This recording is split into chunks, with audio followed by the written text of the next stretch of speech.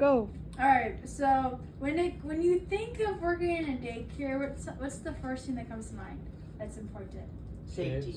Safety, kids. All right. Well, right now, I'm going to talk about communications and building relationships with the parents and the children. So, communication not only makes the staff stronger, but also makes the connection with parents and their children stronger as well. And there are 3 types. There is small group communications, there is attachment theory, and self-disclosure. So if I'm first going to talk about the small group communication. So small group communication is exactly what it sounds like. You, whether it's teachers, students, or teachers with parents, it's you one-on-one with a couple of kids or parents talking and communicating basically. So NACYE states that small groups with 2 or more children at one time can have enormous benefits. So when we're teaching preschool and we're having that one-on-one action with a couple of kids, it actually improves their learning and their growth in relationship building. When talking with parents, KinderPass says that you should listen to their concerns, find a solution, and do regular check-ins.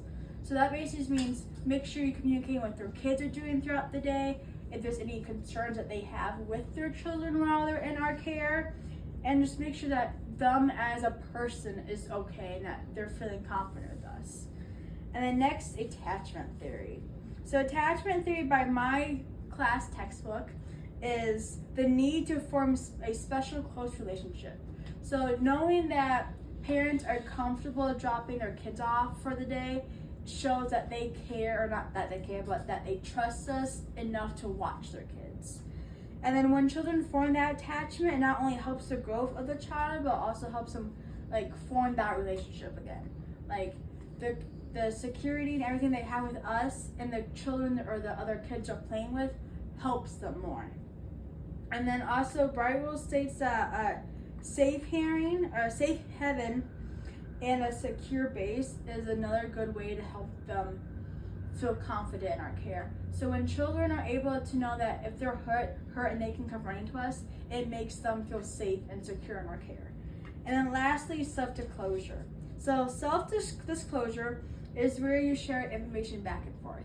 Now this is mostly with the parents and the children, but having a relationship with parents and the teachers is what is needed, just in general, to make sure that they can trust us and vice versa, and that they're able to rely on us.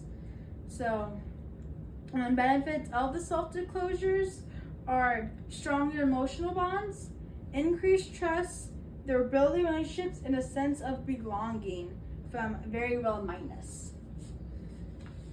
So, like I said, communication relationships have a bigger role in a daycare setting than you would think in the first place, and it makes a difference in not only the parents' life, but the children's lives. And I've talked about small group, attachment, and self-disclosures. Those are just some of the things that are important. There's a list can go on and on. But communication and relationships is what can make or break a daycare, and relationships with the parents and children. Nice. Make sure you get yourself in that. Nice.